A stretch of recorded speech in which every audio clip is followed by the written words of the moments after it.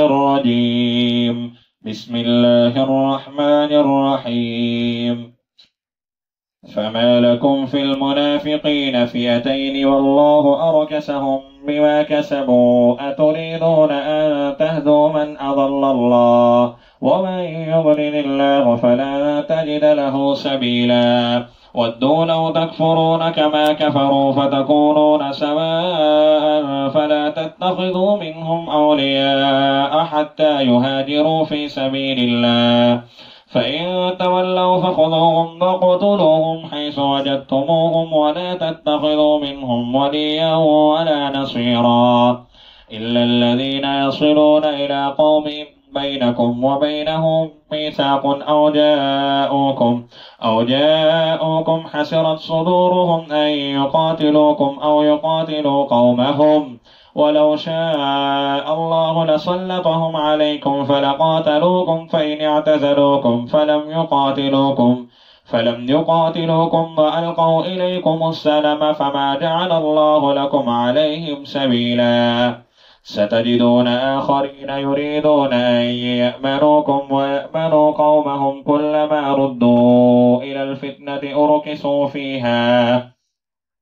فإن لم يعتزلوكم ويلقوا إليكم السلم ويكفوا أيديهم فخذوهم وقتلوهم حيث ثقفتموهم وأولئكم جعلنا لكم عليهم سلطانا مبينا وما كان لمؤمن أن يقتل مؤمنا إلا خطأ ومن قتل مؤمنا خطأ فتحرير رقبة مؤمنة ودية مسلمة إلى أهله إلا أن يصدقوا فإن كان من قوم عدو لكم وهو مؤمن فتحرير رقبة مؤمنة وإن كان من قوم بينكم وبينهم ميثاق فدية مسلمة إلى أهله وتحرير رقبة مؤمنة فمن لم يجد فصيام شهرين متتابعين توبة من الله وكان الله عليما حكيما ومن يقتل مؤمنا متعمدا فجزاؤه جهنم خالدا فيها وغضب الله عليه ولعنه وأعد له عذابا عظيما يا أيها الذين آمنوا إذا ضربتم في سبيل الله فتبينوا ولا تقولوا لمن ألقى إليكم السلام لست مؤمنا تبتغون عرض الحياة الدنيا فعند الله مغانم كثيرة كذلك كنتم من قبل فمن الله عليكم فتبينوا إن الله كان بما تعملون خبيرا لا يستوي القاعدون من المؤمنين غير أولي الضرر والمجاهدون في سبيل الله بأموالهم وأنفسهم فضل الله المجاهدين بأموالهم وأنفسهم على القاعدين درجة وكلا وعد الله الحسنى وفضل الله المجاهدين بأموالهم وأنفسهم على القاعدين أجرا عظيما درجات منه ومغفرة ورحمة وكان الله غفورا رحيما إن الذين توفاهم الملائكة ظالمي أنفسهم قالوا فيم كنتم قالوا كنا مستضعفين في الأرض قالوا ألم تكن أرض الله واسعة فتهاجروا فيها فأولئك مأواهم جهنم وساءت مصيرا إلا المستضعفين من الرجال والنساء والولدان لا يستطيعون حيلة ولا يهتدون سبيلا فأولئك عسى الله أن يعفو عنهم وكان الله عفوا غفورا ومن يهاجر في سبيل الله يجد في الأرض مراغما كثيرا وسعة ومن يخرج من بيته مهاجرا إلى الله ورسوله ثم يدركه الموت فقد وقع أجره على الله وكان الله غفورا رحيما.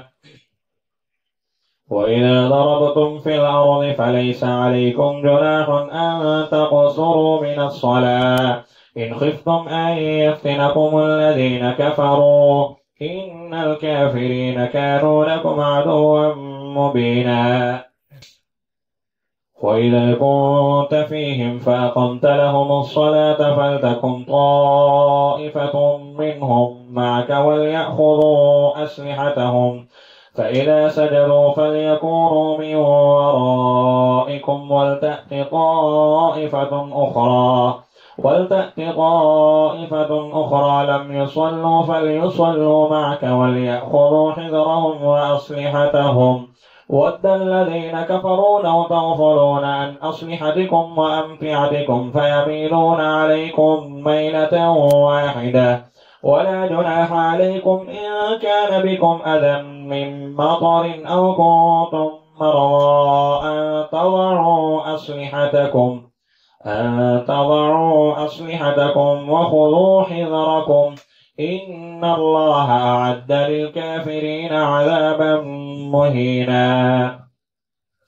فإذا قضيتم الصلاة فاذكروا الله قياما وقعودا وعلى جنوبكم فإذا اطمأننتم فأقيموا الصلاة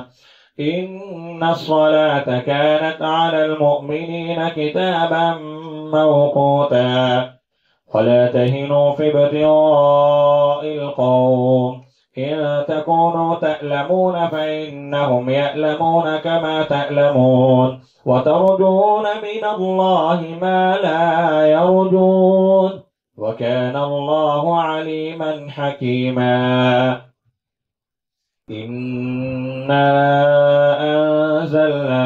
إليك الكتاب بالحق لتحكم بين الناس بما أراك الله ولا تكن للخائنين خصيما واستغفر الله إن الله كان غفورا رحيما. ولا تجادل عن الذين يختارون أنفسهم إن الله لا يحب من كان خوانا أثيما يستخفون من الناس ولا يستخفون من الله وهو معهم إذ يبيتون ما لا يرضى من القول وكان الله بما يعملون محيطا. ها أنتم هؤلاء جادلتم عنهم في الحياة الدنيا فمن يجادل الله عنهم يوم القيامة أم من يكون عليهم وكيلا. ومن يعمل سوءا أو يظلم نفسه ثم يستغفر الله يجد الله غفورا رحيما. ومن يكسب إثما فإنما يكسبه على نفسه وكان الله عليما حكيما. ومن يكسب خطيئة أو إثما ثم يرم به بريئا فقد احتمل بهتانا وإثما مبينا. ولولا فضل الله عليك ورحمته لهمت طائفة منهم أن يضلوك وما يضلون إلا أنفسهم وما يضرونك من شيء وأنزل الله عليك الكتاب والحكمة وعلمك ما لم تكن تعلم وكان فضل الله عليك عظيما.